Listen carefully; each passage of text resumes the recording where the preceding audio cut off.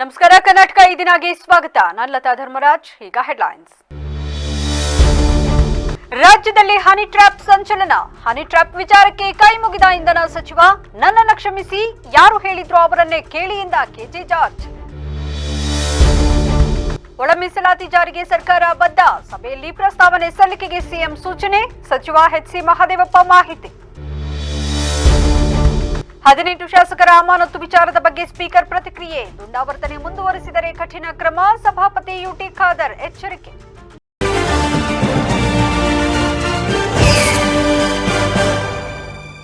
ರಾಜ್ಯದಲ್ಲಿ ಭಾರೀ ಸದ್ದು ಮಾಡುತ್ತಿರುವ ಹನಿ ಟ್ರ್ಯಾಪ್ ವಿಚಾರವನ್ನ ಕೇಳುತ್ತಿದ್ದಂತೆ ಇಂಧನ ಸಚಿವ ಕೆಜೆ ಜಾರ್ಜ್ ಕೈಮಿಗಿದು ನನ್ನನ್ನು ಕ್ಷಮಿಸಿ, ಏನೂ ಕೇಳಬೇಡಿ ಎಂದಿದ್ದಾರೆ. ಚಿಕ್ಕಮಗಳೂರಲ್ಲಿ ಸುದ್ದಿಗಾರರು ಸಚಿವರು ಹಾಗೂ ಶಾಸಕರ ಹನಿ ಟ್ರ್ಯಾಪ್ ವಿಚಾರ ಕೇಳಿದ್ದಕ್ಕೆ, ದಯವಿಟ್ಟು ನನ್ನನ್ನು ಕ್ಷಮಿಸಿ, ನನ್ನನ್ನು ಏನು ಕೇಳಬೇಡಿ, ಯಾರು ಹೇಳಿದ್ರು ಅವರನ್ನೇ ಕೇಳಿ. ನಾನು ಹನಿ ಟ್ರ್ಯಾಪ್ ಬಗ್ಗೆ ಏನು ಮಾತನಾಡಲ್ಲ, ನನ್ನ ಬಳಿ ಏನೂ ಇಲ್ಲ, ನಾನು ಎಲ್ಲಾದ್ರೂ ಹೇಳಿದ್ದೀನಾ ಎಂದಿದ್ದಾರೆ. ರಾಜಣ್ಣ ಅವರ ವಿಚಾರ ಮಾತನಾಡಿದವರು ಯಾರು? ಯತ್ನಾಳ್ ಅವರು ರಾಜಣ್ಣ ಹೆಸರು ಹೇಳಿದ್ದಾರೆ. ಗೃಹ ಸಚಿವರು ತನಿಖೆ ಮಾಡ್ತೀವಿ ಎಂದಿದ್ದಾರೆ. ತನಿಖೆಯಾಗುವವರೆಗೂ ಕಾಯಬೇಕಲ್ವಾ? ಸುಮ್ಮನೆ ಏಕೆ ಗಲಾಟೆ ಮಾಡೋದು? ಸರ್ಕಾರ ಚೆನ್ನಾಗಿದೆ, ಸರ್ಕಾರಕ್ಕೆ ಏನೂ ತೊಂದರೆ ಇಲ್ಲ. ರಾಜ್ಯದಲ್ಲಿ ಜನ ಬಿಜೆಪಿ ಸಂಖ್ಯೆ ಕಡಿಮೆ ಮಾಡಿದ್ದಾರೆ, ಸದನದಲ್ಲಿ ಅವರದ್ದು ಬರೀ ಹಿಟ್ ಅಂಡ್ ರನ್ ಅಷ್ಟೇ ಎಂದಿದ್ದಾರೆ. ಫೋನ್ ಟ್ರ್ಯಾಪ್ ನಡೆದಿದೆ ಎಂಬ ವಿಚಾರವಾಗಿ ಈ ಬಗ್ಗೆ ನಾನು ಯಾವುದೇ ದೂರು ನೀಡಿಲ್ಲ. ಯಾರದು ಫೋನ್ ಟ್ರ್ಯಾಪ್ ಆಗಿದೆ, ಅವರು ಯಾರಿಗೆ ದೂರು ಕೊಡಬೇಕೋ ಅವರಿಗೆ ಕೊಡ್ತಾರೆ.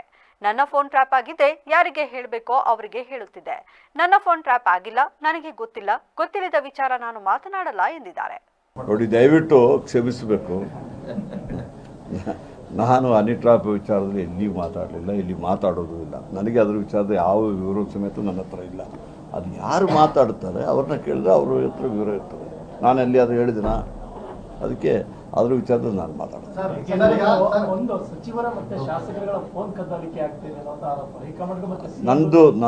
ನನಗೆ ಅದು ಯಾವುದಿಲ್ಲ. ನಾನು ಕಂಪ್ಲೇಂಟ್ ನೋಡಿ, ನಾನು ಕಂಪ್ಲೇಂಟು ಮಾಡಲಿಲ್ಲ.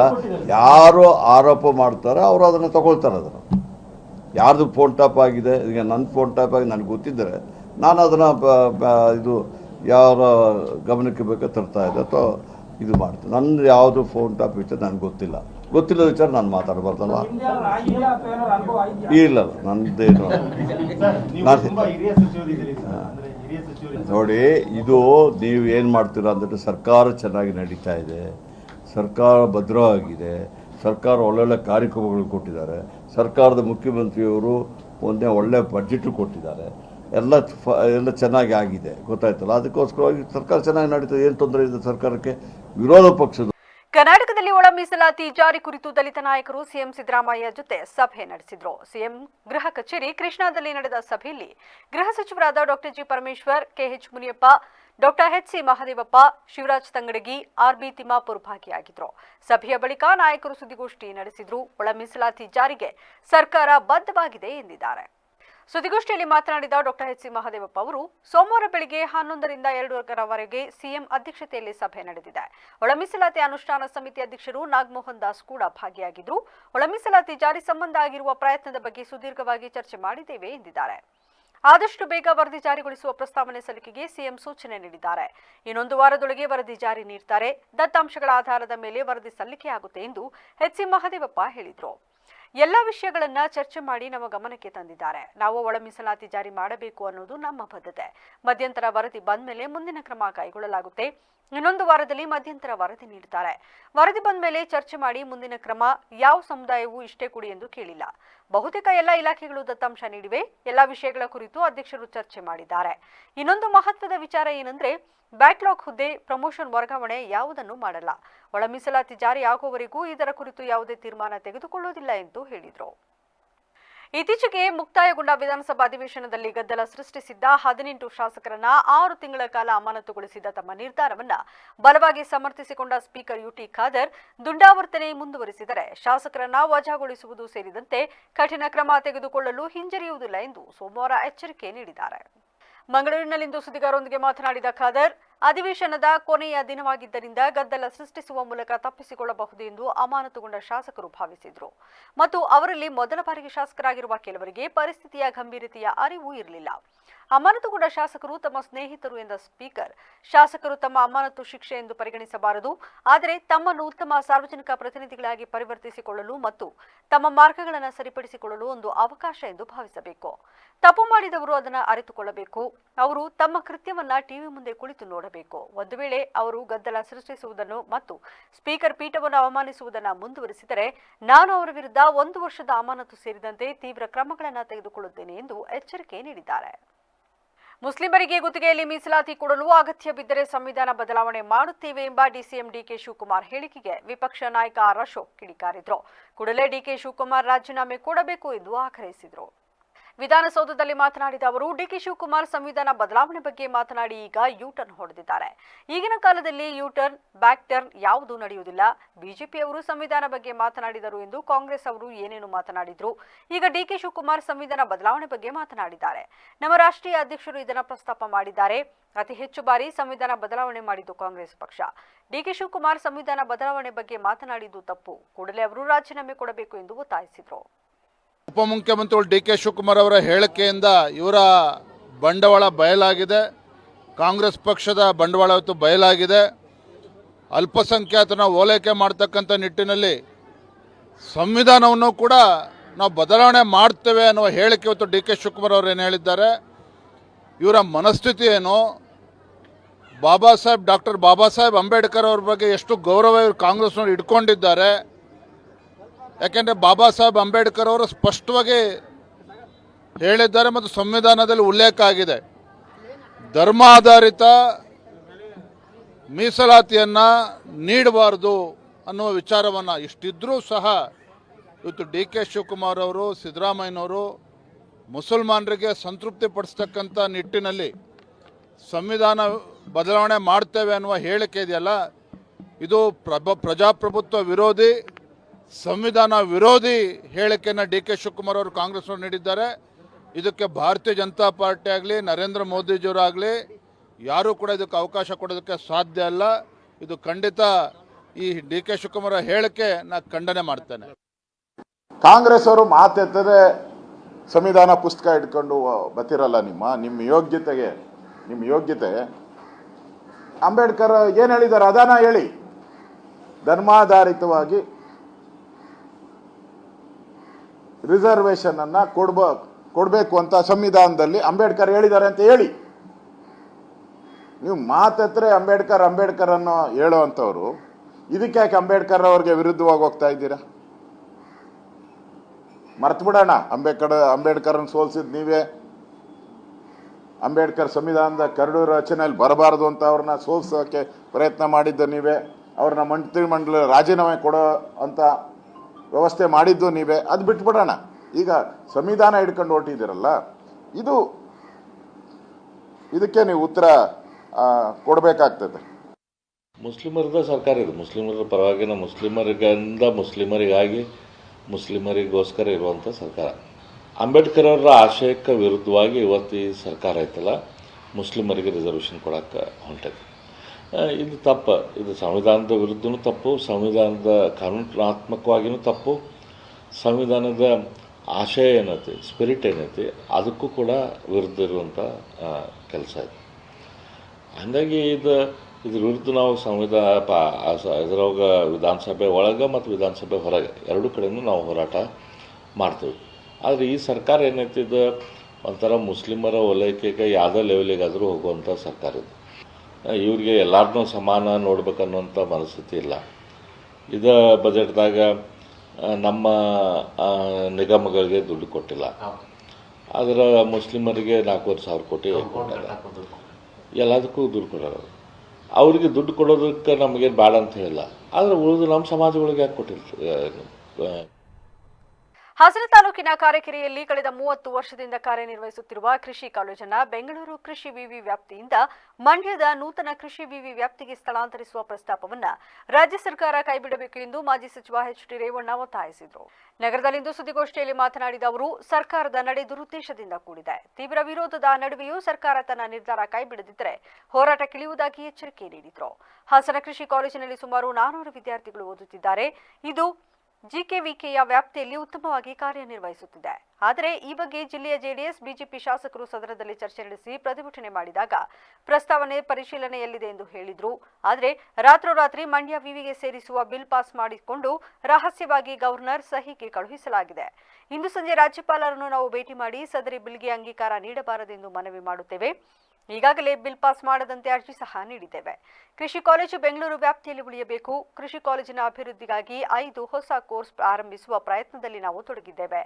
ಬೆಂಗಳೂರು 2, ಹಾಸನಕ್ಕೆ 3 ಹೊಸ ಕೋರ್ಸ್ ನೀಡುವಂತೆ ಮಾಜಿ ಪ್ರಧಾನಿ ಎಚ್.ಡಿ. ದೇವೇಗೌಡರು ಕೇಂದ್ರ ಸರ್ಕಾರಕ್ಕೆ ಪತ್ರ ಬರೆದು ಹೊಸ ಕೋರ್ಸ್ ಜೊತೆಗೆ 232 ಕೋಟಿ ಮಂಜೂರು ಮಾಡಲು ಮನವಿ ಮಾಡಿದ್ದಾರೆ. ಆದರೆ ಈ ಸರ್ಕಾರ ವಿದ್ಯಾರ್ಥಿಗಳ ಹಿತ ಬಲಿಕೊಟ್ಟು ತನ್ನ ಹಗೆತನ ಸಾಧಿಸಲು ಹೊರಟಿದೆ ಎಂದು ಕಿಡಿಕಾರಿದರು. ಹಾಗೆಯೇ ರೈತರ ಹಿತವನ್ನು ಕಡೆಗಣಿಸುತ್ತಿದೆ. ಇದರ ವಿರುದ್ಧ ನಾವು ಹೋರಾಟ ಮುಂದುವರಿಸುತ್ತೇವೆ ಎಂದು ಎಚ್ಚರಿಸಿದರು.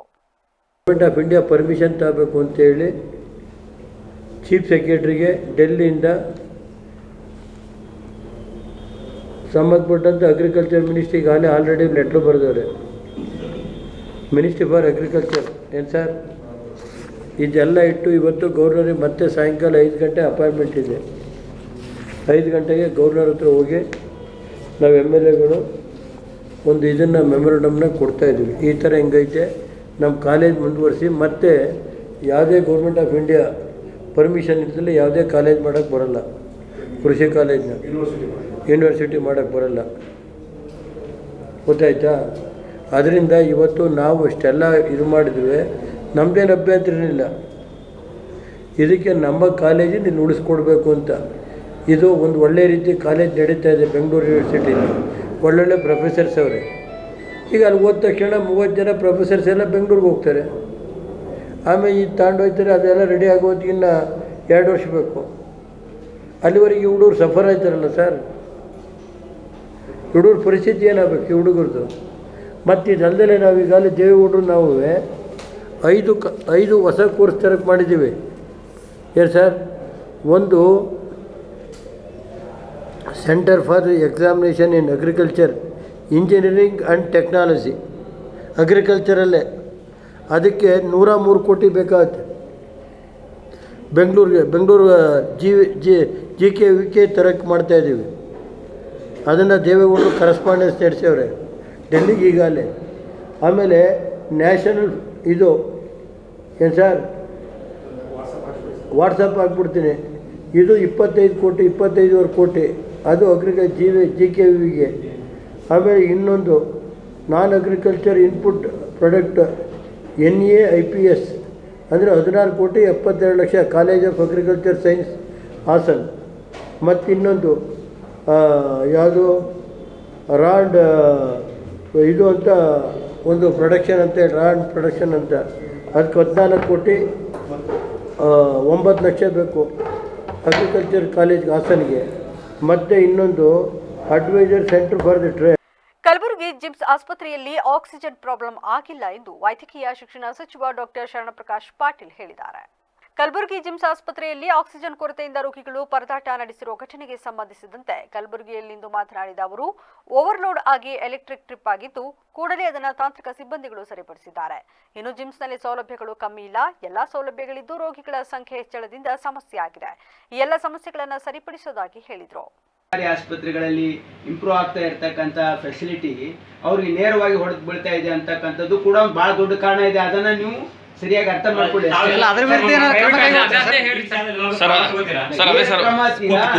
ಕ್ರಮ ಏನಂತ ತಗೋಬೇಕು ಅದು ಅಡ್ವರ್ಟೈಸ್ಮೆಂಟ್ ನೋಡಿದ್ರಲ್ಲ ನೀವು. ಮತ್ತೆ ಈಗ ಯಾರಾದ್ರೂ ಒಂದು ಹಾಸ್ಪಿಟಲ್ ಡಿಸ್ಕ್ರೆಡಿಟ್ ಮಾಡಬೇಕು ಅಂತ this is a conspiracy. I am not telling ಆಗಿಲ್ಲ ಇನ್ಸಿಡೆಂಟ್ ಅಂತಲ್ಲ, incident has happened and I have ಅದ್ರ ಬಗ್ಗೆ ಒಂದು ಸಪ್ರೇಟ್ ಮೀಟಿಂಗ್ ಕಂಡಕ್ಟ್ ಮಾಡಿದ್ದೀನಿ ನಿನ್ನೆ. ನಾನು ಸಂಬಂಧಪಟ್ಟ ಅಧಿಕಾರಿಗಳು ಕಳಿಸಿ ಅದು ಹ್ಯಾಕ್ ಸರಿ ಮಾಡಬೇಕು ಅಂತ given instructions. We will correct our this thing, but you should also understand ಅದರಲ್ಲಿ ಏನು ಕಾನ್ಸ್ಪಿರಸಿ ಇದೆ, ಈಗ ಇಷ್ಟೆಲ್ಲ ಆಸ್ಪತ್ರೆ ಆಗೋದ್ರಿಂದ ಲಾಭ ಯಾರಿಗಾಗಿದೆ? ಸಾಮಾನ್ಯ ಜನರಿಗೆ, ಬಡವರಿಗಾಗಿದೆ. ನಷ್ಟ ಯಾರಿಗಾಗಿದೆ? ಪ್ರೈವೇಟ್ ಹಾಸ್ಪಿಟಲ್ ಆಗಿದೆ. ಮತ್ತು ಅವರೆಲ್ಲ ಅದಕ್ಕೇನೆ ಎನಿ ಸ್ಮಾಲ್ ಮ್ಯಾಟರ್, ಯಾವುದೇ ಮ್ಯಾಟರ್ ಇಲ್ಲಿ ಆದ್ರೆ ಅದಕ್ಕೆ ಹೈಲೈಟ್ ಮಾಡ್ತಕ್ಕಂಥದ್ರ ಹಿಂದೆ ಕೆಲವರು ಪಿತೂರಿ ಇರ್ತದೆ ಅಂತ ದಯವಿಟ್ಟು ಅರ್ಥ ಮಾಡ್ಕೊಳ್ಳಿ. ಅಂತರ್ವಿರುದ್ಧ ಕ್ರಮ ಕೈಗೊಳ್ತಾರೆ ಸರ್ ಇದೇ ವಿಚಾರನೇ. ರೈಲ್ವೆ ಪೊಲೀಸರು ಅನಾವಶ್ಯಕವಾಗಿ ಕಿರುಕುಳ ನೀಡುತ್ತಿದ್ದಾರೆ ಎಂದು ಆರೋಪಿಸಿ ವ್ಯಕ್ತಿಯೋರ್ವ ಆತ್ಮಹತ್ಯೆಗೆ ಯತ್ನಿಸಿದ್ದು, ಹಾಸನದ ರೈಲ್ವೆ ನಿಲ್ದಾಣದ ಬಳಿ ಇರುವ ಪೊಲೀಸ್ ಠಾಣೆ ಎದುರು ಕುಟುಂಬಸ್ಥರು ಆಕ್ರೋಶ ವ್ಯಕ್ತಪಡಿಸಿದರು. ಆಲೂರಿನ ವ್ಯಕ್ತಿಯೋರ್ವನನ್ನ ರೈಲ್ವೆ ಪೊಲೀಸರು ಪದೇ ಪದೇ ಬಂಧಿಸಿ ಮಾಡಿದ ತಪ್ಪನ್ನು ಒಪ್ಪಿಕೊಳ್ಳುವಂತೆ ಕಿರುಕುಳ ನೀಡುತ್ತಿದ್ದಾರೆ ಎಂದು ಆರೋಪಿಸಿ ಆತ ಮನೆಯಲ್ಲಿ ಸೀಮೆಎಣ್ಣೆ ಸುರಿದುಕೊಂಡು ಆತ್ಮಹತ್ಯೆಗೆ ಯತ್ನಿಸಿದ್ದು, ದೇಹದ ಬಹುತೇಕ ಕಾಲು ಹಾಗೂ ಕೈ ಸುಟ್ಟು ಹೋಗಿದ್ದು, ತಕ್ಷಣವೇ ಸ್ಥಳೀಯರು ಆತನನ್ನ ರಕ್ಷಿಸುವಲ್ಲಿ ಯಶಸ್ವಿಯಾಗಿದ್ದು, ಕೂಡಲೇ ಆಸ್ಪತ್ರೆಯಲ್ಲಿ ಪ್ರಥಮ ಚಿಕಿತ್ಸೆ ಕೊಡಿಸಿ ಆತನೊಟ್ಟಿಗೆ ಹಾಸನ ರೈಲ್ವೆ ಪೊಲೀಸ್ ಠಾಣೆ ಎದುರು ಜಮಾಯಿಸಿ ಪೊಲೀಸರ ವಿರುದ್ಧ ಆಕ್ರೋಶ ಹೊರಹಾಕಿದ್ರು. ಪ್ರಕರಣ ಸಂಬಂಧ ಸೋಮವಾರ ಹಾಸನ ಜಿಲ್ಲಾಧಿಕಾರಿ ಕಚೇರಿ ಮುಂದೆ ಜಮಾಯಿಸಿದ ಆಲೂರಿನ ಗುಜರಿ ಅಂಗಡಿಗಳ ಮಾಲೀಕರು, ಕೂಲಿ ಕಾರ್ಮಿಕರಿಗೆ ರೈಲ್ವೆ ಪೊಲೀಸರು ಅನಾವಶ್ಯಕವಾಗಿ ಎಲ್ಲಿ ಏನೇ ಕಳುವಾದರೂ ಇವರನ್ನೇ ಟಾರ್ಗೆಟ್ ಮಾಡಿ ಬಂಧಿಸಿ ಇನ್ನಿಲ್ಲದ ಕಿರುಕುಳ ನೀಡಿ ಕದ್ದ ವಸ್ತುಗಳನ್ನು ಇದೇ ಗುಜರಿ ಅಂಗಡಿಗೆ ನೀಡಿದೆ ಎಂದು ಹೇಳುವಂತೆ ಒತ್ತಾಯಿಸಿ ಹಿಂಸೆ ನೀಡುತ್ತಿದ್ದಾರೆ. ದಿನಗೂಲಿ ನಂಬಿ ಬದುಕುತ್ತಿರುವವರಿಗೆ ಈ ರೀತಿ ಹಿಂಸೆ ನೀಡಿ ನಮಗೂ ತೊಂದರೆ ನೀಡುತ್ತಿರುವುದು ಖಂಡನೀಯ. ರೈಲ್ವೆ ಪೊಲೀಸರ ಈ ನಡೆಯಿಂದ ಬೇಸತ್ತು ಓರ್ವ ಆತ್ಮಹತ್ಯೆ ಯತ್ನಿಸಿ ಆಸ್ಪತ್ರೆಯಲ್ಲಿ ಚಿಕಿತ್ಸೆ ಪಡೆಯುತ್ತಿದ್ದು, ರೈಲ್ವೆ ಪೊಲೀಸರ ವಿರುದ್ಧ ಮೇಲಾಧಿಕಾರಿಗಳು ಸೂಕ್ತ ಕ್ರಮ ಕೈಗೊಳ್ಳಬೇಕೆಂದು ಒತ್ತಾಯಿಸಿದರು. ಈ ರೈಲ್ವೆ ಪೊಲೀಸ್ CRPFನವರು ಬೇಕು ಇಲ್ದಿದ್ದೆಲ್ಲ ಕೇಸ್ಗಳು, RPFನವರು ಇಲ್ದಿದ್ದೆಲ್ಲ ಕೇಸ್ಗಳನ್ನು ಬುಕ್ ಮಾಡಿಬಿಟ್ಟು ನಮ್ಮ ಮನೆಯಿಂದ ರಾತ್ರಿ ಹುಡುಗರನ್ನ ಹಿಡ್ಕೊಂಡು ಹೋಗೋದು, ಅವರು ಹಿಡ್ಕೊಂಡು ಹೋಗ್ಬಿಟ್ಟು ಇವ್ರ ಹೆಸರು ಅವ್ರ ಹೆಸರು ಅವ್ರು ಯಾರ್ಯಾರ ಹತ್ರ ಕೆಲಸ ಮಾಡ್ತಾ ಇರ್ತಾರೆ ಅವ್ರನ್ನೆಲ್ಲ ಪರಿಗಣಿಸ್ಬಿಟ್ಟು ಗುರುತಿಸ್ಬಿಟ್ಟು ಅವ್ರಿಗೆ ಹೊಡೆದು ಬಡ್ದು ಅವ್ರಿಗೆ ಚಿತ್ರಹಿಂಸೆ ಕೊಟ್ಟು ಅವರು ಇಲ್ಲ ಅಂತ ಮಾಡದೇ ಇರೋ ಕೆಲಸಕ್ಕೂ ಅವರು ಒಪ್ಕೋಬೇಕು, ಆ ಥರ ಅವ್ರನ್ನ ಒಪ್ಪಿಸ್ತಾರೆ. ಅದು ಇವತ್ತು ಈಗಿಂದ ಹಿಂದೆ 4 ದಿನ ಹಿಂದೆ ಅರ್ಮಾನ್ ಅಂತ ಹೇಳಿ ಒಬ್ಬ ಹುಡುಗನಿಗೆ ಹಿಡ್ಕೊಂಡು ಹೋಗಿದ್ದಾರೆ. ನಾವು ಹೋಗಿ ಕೇಳಿದ್ರೆ ನಾವು ಹಿಡ್ಕೊಂಡು ಬಂದಿಲ್ಲ ಅಂತ ಇದ್ದಾರೆ. ಅದಕ್ಕೆ ಸಾಕ್ಷಿನೂ ಇಲ್ಲಿದ್ದಾರೆ, ವಿಡಿಯೋ ಕೂಡ ಇದೆ ನಮ್ಮ ಹತ್ರ. ಅವ್ರಿಗೆ ಹಿಡ್ಕೊಂಡು ಹೋಗಿರೋದು ಮತ್ತು ಆಲೂರು ಪೊಲೀಸ್ ಠಾಣೆಯಲ್ಲಿ ಸೈನ್ ಮಾಡಿ ಕರ್ಕೊಂಡು ಬಂದಿದ್ದಾರೆ, ನಾವು ಇಂಥವನಿಗೆ ಹಿಡ್ಕೊಂಡು ಹೋಗ್ತಾ ಇದ್ದೀವಿ ಅಂತ. ಈಗ ನಾವು ಇಲ್ಲಿ ಜಮಾ ಆಗಿದ್ದೀವಿ ಅಂತ ಹೇಳಿ ಗೊತ್ತಾಗಿ ಅವರ ಮಿಸ್ಸಸ್ಸಿಗೆ ಫೋನ್ ಮಾಡಿಬಿಟ್ಟು ಕರೆದಿದ್ದಾರೆ, ಬನ್ನಿ ಇಲ್ಲಿಂದ ಕರ್ಕೊಂಡೋಗಿ ಈಗ ಅವ್ರಿಗೆ ಬಿಡುಗಡೆ ಮಾಡ್ತಾ ಇದ್ದೀವಿ ಅಂತ. ನಿನ್ನೆ ತನಕ ಅವ್ರಿಗೆ ಕಾಲು ಹಿಡಿದ್ರು ಕೈ ಹಿಡಿದ್ರು ಅವ್ರು ಬಿಟ್ಟಿಲ್ಲ. ನಿನ್ನೆ ಇವ್ರಿಗೂ ಹಿಡ್ಕೊಂಡಿದ್ರು. ಈ ಥರನೇ ಅವರು ರೋಲ್ ಕಾಲ್ಗೋಸ್ಕರವಾಗಿ ಸರ್ಕಾರಿ ಅಧಿಕಾರಿ ರಾಮಚಂದ್ರ ವಿರುದ್ಧದ ಪ್ರಕರಣ ತನಿಖೆ ಆಗಬೇಕು ಹಾಗೂ ಅವರಿಗೆ ಮಾನಸಿಕವಾಗಿ ಹಿಂಸೆ ನೀಡಿದವರ ವಿರುದ್ಧ ಕಾನೂನು ಕ್ರಮ ಜರುಗಿಸಬೇಕು ಎಂದು ಸಫಾಯಿ ಕರ್ಮಚಾರಿ ಆಯೋಗದ ರಾಜ್ಯ ಘಟಕದ ಮಾಜಿ ಅಧ್ಯಕ್ಷ MR ವೆಂಕಟೇಶ್ ಒತ್ತಾಯಿಸಿದರು. ಹಾಸನದಲ್ಲಿಂದು ಪತ್ರಿಕಾಗೋಷ್ಠಿಯಲ್ಲಿ ಮಾತನಾಡಿದ ಅವರು, ರಾಮಚಂದ್ರ ಅವರು ದಲಿತ ಸಮುದಾಯಕ್ಕೆ ಸೇರಿದವರು ಎಂಬ ಕಾರಣಕ್ಕೆ ಅವರಿಗೆ ಮಾನಸಿಕವಾಗಿ ಹಿಂಸೆ ನೀಡಲಾಗುತ್ತಿದೆ. ಬೇಲೂರಿನ ಶಾಸಕರಾದ HK ಸುರೇಶ್ ಅವರು ಹಾಗೂ ಕೆಲ ಹಿರಿಯ ಅಧಿಕಾರಿಗಳು ಇದರಲ್ಲಿ ಶಾಮೀಲಾಗಿದ್ದು, ರಾಮಚಂದ್ರ ಅವರನ್ನು ವರ್ಗಾವಣೆ ಮಾಡಲು ಹಾಗೂ ಇತರೆ ದುರುದ್ದೇಶದಿಂದ ಅವರ ವಿರುದ್ಧ ಪ್ರಕರಣ ದಾಖಲಿಸಲಾಗಿದೆ ಎಂದು ಆರೋಪಿಸಿದರು. ಜಿಲ್ಲೆಯಲ್ಲಿ ಯಾವುದೇ ಸಮುದಾಯದ ಸರ್ಕಾರಿ ಅಧಿಕಾರಿಗಳಿಗೆ ಭದ್ರತೆ ಇಲ್ಲದಾಗಿದೆ. ಬೇಲೂರಿನ ಶಾಸಕ HK ಸುರೇಶ್ ಅವರು ತಮ್ಮ ನಡವಳಿಕೆಯನ್ನು ತಿದ್ದಿಕೊಳ್ಳಬೇಕು, ಇಲ್ಲವಾದರೆ ಹೋರಾಟದ ಹಾದಿ ಹಿಡಿಯಬೇಕಾಗುತ್ತದೆ ಎಂದು ಎಚ್ಚರಿಸಿದರು. ನಮ್ಮ ಶೋಷಿತ ಸಮಾಜದ ಒಬ್ಬ ಅಧಿಕಾರಿ ರಾಮಚಂದ್ರು EO ಗ್ರಾಮೀಣಾಭಿವೃದ್ಧಿ ಇಲಾಖೆಯಲ್ಲಿ ಅವ್ರ ಮೇಲೆ ನಡೆಸ್ತಕ್ಕಂಥ ದೌರ್ಜನ್ಯ ಮತ್ತು ಮಾನಸಿಕ ಹಿಂಸೆ ಬಗ್ಗೆ ಈಗಾಗಲೇ ನಾವೆಲ್ಲರೂ ಕೂಡ ಮಾಧ್ಯಮಗಳಲ್ಲಿ ಹಾಗೂ ಸೋಷಿಯಲ್ ಮೀಡಿಯಾದಲ್ಲಿ ನೋಡಿದ್ದೀವಿ. ಪತ್ರಿಕೆಗಳಲ್ಲೂ ಕೂಡ ಪ್ರಕಟ ಆಗಿದೆ. ಇದು ಭಾಳ ಸೂಕ್ಷ್ಮವಾದಂಥ ವಿಚಾರ. ಜಿಲ್ಲೆಯಲ್ಲಿ ದಲಿತ ಹಿನ್ನೆಲೆಯಿಂದ ಬಂದ ಅಧಿಕಾರಿಗಳಿಗೆ ಕಿರುಕುಳ ಹೊಸದೇನಲ್ಲ. ಆದರೆ ಈಗ ಆ ಒಂದು ಆಡಿಯೋ ಕ್ಲಿಪ್ ನೋಡಿದ್ರೆ ಭಾಳ ಒಂದು ಬೇಜಾರ ಸಂಗತಿ. ಅವರು ರಾಮಚಂದ್ರ ಅವರು ಹೇಳ್ಕೊತಾರೆ ಅವ್ರ ನೋವನ್ನು. ನಮ್ಮ ಬೇಲೂರಿನ ಶಾಸಕರಂಥ ಸುರೇಶ್ರವರು ಕರೆ ಮಾಡಿದಂಥ ಸಂದರ್ಭದಲ್ಲಿ ಅವರು ಎಷ್ಟು ಗೌರವ ಕೊಡಬೇಕು ಒಬ್ಬ ಶಾಸಕರಿಗೆ. ನಗರದ ಕೆಥೋಲಿಕ್ ಕ್ರೈಸ್ತರ ದೇವಾಲಯದಲ್ಲಿ ಬಲವಂತವಾಗಿ ಮತಾಂತರ ಮಾಡಲಾಗುತ್ತಿದೆ ಎಂಬ ಲಕ್ಷ್ಮಿ ಎಂಬುವರ ಆರೋಪದಲ್ಲಿ ಸತ್ಯಾಂಶವಿಲ್ಲ ಎಂದು ಚರ್ಚ್ನ ಕಾರ್ಯದರ್ಶಿ ಪ್ರಶಾಂತ್ ಸ್ಪಷ್ಟಪಡಿಸಿದರು. ಹಾಸನದಲ್ಲಿಂದು ಪತ್ರಿಕಾಗೋಷ್ಠಿಯಲ್ಲಿ ಮಾತನಾಡಿದ ಅವರು, ನಮ್ಮ ಚರ್ಚಿನಲ್ಲಿ ಮತಾಂತರ ಮಾಡಲಾಗುತ್ತಿದೆ ಎಂದು ಲಕ್ಷ್ಮಿ ಎಂಬುವರು ಜಿಲ್ಲಾಧಿಕಾರಿಗಳಿಗೆ ದೂರು ನೀಡಿರುವ ವಿಷಯ ನಮ್ಮ ಗಮನಕ್ಕೆ ಬಂದಿದ್ದು, ಈ ಮಹಿಳೆ ಯಾರೆಂಬುದು ನಮಗೆ ತಿಳಿದಿಲ್ಲ ಹಾಗೂ ಆಕೆಯನ್ನು ಇವರಿಗೆ ನಮ್ಮ ಚರ್ಚ್ನವರು ಸಂಪರ್ಕಿಸಿಲ್ಲ. ಮುಖ್ಯವಾಗಿ ನಮ್ಮ ಧರ್ಮ ಸಭೆಗೆ ಸೇರಿದ ಹಾಗೂ ಧರ್ಮ ಕೇಂದ್ರಕ್ಕೆ ಸೇರಿದ ವ್ಯಕ್ತಿಗಳ ಕುರಿತು ಸಭೆಯಲ್ಲಿ ಸದಸ್ಯರ ಸಂಪೂರ್ಣ ಮಾಹಿತಿ ಹಾಗೂ ಕುಟುಂಬದ ಮಾಹಿತಿಯೂ ಇರುತ್ತದೆ. ಇಂತಹ ಸಂದರ್ಭದಲ್ಲಿ ಲಕ್ಷ್ಮಿಯವರು ಮಾಡಿರುವ ಆರೋಪದಲ್ಲಿ ಯಾವುದೇ ಸತ್ಯಾಂಶ ಇಲ್ಲ. ಈ ಆರೋಪ ಸಂಬಂಧ ಜಿಲ್ಲಾಧಿಕಾರಿ, ಜಿಲ್ಲಾ ಪೊಲೀಸ್ ವರಿಷ್ಠಾಧಿಕಾರಿ ಹಾಗೂ ಬಡಾವಣೆಯ ಪೊಲೀಸ್ ನಿರೀಕ್ಷಕರಿಗೆ ಮಾರ್ಚ್ 5ರಂದೇ ಅಗತ್ಯ ಮಾಹಿತಿಯನ್ನು ನೀಡಲಾಗಿದೆ ಎಂದು ಹೇಳಿದರು. ನಿಮಗೆಲ್ಲ ತಿಳಿದಿರುವಂತೆ ನಮ್ಮ ದೇವಾಲಯದ ಮೇಲೆ ಒಂದು ಆರೋಪವನ್ನು ಹೊರಿಸಲಾಗಿತ್ತು. ಏನಂತ ಹೇಳಿದರೆ, ಬಲವಂತವಾಗಿ ಮತಾಂತರಕ್ಕಾಗಿ ಪ್ರಯತ್ನಿಸುತ್ತಿದ್ದೇವೆ ಎಂದು. ಈ ಆರೋಪ 100% ಸುಳ್ಳಿನ ಆರೋಪವಾಗಿದ್ದು, ಇದರ ಬಗ್ಗೆ ಸ್ಪಷ್ಟನೆಯನ್ನು ನೀಡಲಿಕ್ಕೆ ನಾವು ಇವತ್ತು ಈ ಪ್ರೆಸ್ ಮೀಟನ್ನು ಕರೆದಿದ್ದೇವೆ. ಇದರ ವಿಷಯ ಒತ್ತಾಯಪೂರ್ವಕವಾಗಿ ಮತಾಂತರಗೊಳಿಸಲು ಪ್ರಯತ್ನಿಸುತ್ತಿರುವುದಾಗಿ ಸುಳ್ಳು ದೂರು ದಾಖಲಾಗಿರುವ ಕುರಿತು ಉಲ್ಲೇಖ. ಮೊದಲನೇದು, ಶ್ರೀಮತಿ ಲಕ್ಷ್ಮಿಯರವರು ದೂರು ಅರ್ಜಿ ದಿನಾಂಕ 20/2/2025 ಕರ್ನಾಟಕ ಧಾರ್ಮಿಕ ಸ್ವಾತಂತ್ರ್ಯ ಹಕ್ಕು ಸಂರಕ್ಷಣಾ ಅಧಿನಿಯಮ 2022 ವಿಷಯಕ್ಕೆ ಸಂಬಂಧಿಸಿದಂತೆ ಹಾಸನದ BM ರಸ್ತೆಯಲ್ಲಿರುವ ಕಥೋಲಿಕ ಕ್ರೈಸ್ತರ ದೇವಾಲಯದಲ್ಲಿ ಬಲವಂತವಾಗಿ ಮತಾಂತರಗೊಳಿಸಲು ಪ್ರಯತ್ನಿಸಿರುವುದಾಗಿ ಶ್ರೀಮತಿ ಲಕ್ಷ್ಮಿ ಎಂಬುವವರು ಜಿಲ್ಲಾಧಿಕಾರಿ ಹಾಸನ ಇವರಿಗೆ ದೂರು ನೀಡಿರುತ್ತಾರೆ. ಪತ್ರಿಕಾಗೋಷ್ಠಿಯಲ್ಲಿ ಫ್ರಾನ್ಸಿಸ್ ಡಿಸೋಜಾ, ಆದರ್ಶ, ಆರೋಗ್ಯಪ್ಪ ಇತರರು ಉಪಸ್ಥಿತರಿದ್ದರು. ಜಿಲ್ಲೆಯ ಆಲೂರು ಪಟ್ಟಣದ ಆಶಾ ಬಡಾವಣೆಯ ವಾಸಿ ಚಂದ್ರಕಲಾ ಎಂಬುವರು ವಿನಾಕಾರಣ ಕಿರುಕುಳ ನೀಡುತ್ತಿದ್ದಾರೆ ಎಂದು ನಿವಾಸಿ ಗಂಗಮ್ಮ ಆರೋಪಿಸಿದರು. ಹಾಸನದಲ್ಲಿಂದು ಪತ್ರಿಕಾಗೋಷ್ಠಿಯಲ್ಲಿ ಮಾತನಾಡಿದ ಅವರು, ಚಂದ್ರಕಲಾ ಎಂಬುವರು ದಲಿತ ಸಮುದಾಯಕ್ಕೆ ಸೇರಿದವರಾಗಿದ್ದಾರೆ. ಆದರೂ ನಾವು ಯಾವುದೇ ಜಾತಿಭೇದ ಮಾಡುವುದಿಲ್ಲ. ಚಂದ್ರಕಲಾ ಅವರ ಮನೆ ನಮ್ಮ ಮನೆಯ ಎದುರೇ ಇದ್ದು, ನಾವು ಒಕ್ಕಲಿಗ ಸಮುದಾಯಕ್ಕೆ ಸೇರಿದ್ದು ವಿನಾಕಾರಣ ನಮ್ಮ ವಿರುದ್ಧ ಇಲ್ಲಸಲ್ಲದ ಆರೋಪ ಮಾಡಿ ಪ್ರತಿದಿನ ದಬ್ಬಾಳಿಕೆ ಮಾಡುತ್ತಿದ್ದಾರೆ ಎಂದು ಆರೋಪಿಸಿದರು. 4 ಗಂಟೆ ರಾತ್ರಿಗೆ ಸ್ಟಾರ್ಟ್ ಮಾಡಿಬಿಡ್ತಾಳೆ ಬೈಯೋಕ್ಕೆ.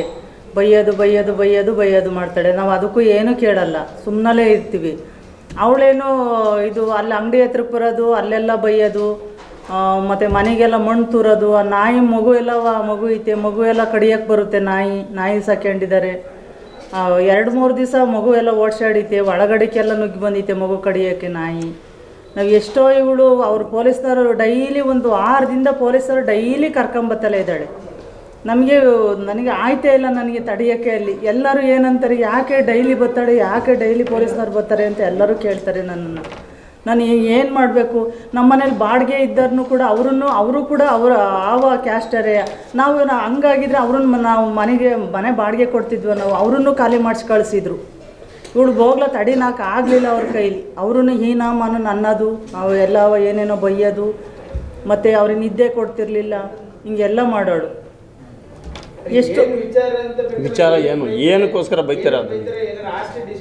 ಎಂಥದ್ದು ಇಲ್ಲ, ಅವರೇ ಬೇರೆ ನಾವೇ ಬೇರೆ. ನಾವು ಮನೆ ಓನರು. ಇಲ್ಲ ಅವಳು ಬೇರೆ ಮನೇಲಿದ್ದಾಳೆ. ಎದುರುಗಡೆ ಮನೆ. ಪತ್ರಿಕಾಗೋಷ್ಠಿಯಲ್ಲಿ ದಲಿತ ಮುಖಂಡರಾದ ಸಿದ್ದಪ್ಪ, ಮೋಹನ್, ಚಂದ್ರು, ಚಂದ್ರಶೇಖರ್, ಧರ್ಮ ಹಾಜರಿದ್ದರು. ನಗರದ ಹೊರವಲಯದ ಬೋನಹಳ್ಳಿ ಪ್ರಾಥಮಿಕ ಕೃಷಿ ಪತ್ತಿನ ಸಹಕಾರ ಸಂಘಕ್ಕೆ ಮಾರ್ಚ್ 23ರ ಭಾನುವಾರದಂದು ನಡೆದ ಚುನಾವಣೆಯಲ್ಲಿ ಜೆಡಿಎಸ್ ಬೆಂಬಲಿಗರು ಮತ್ತೊಮ್ಮೆ ಅಧಿಕಾರದ ಗದ್ದುಗೆ ಹಿಡಿದಿದ್ದಾರೆ.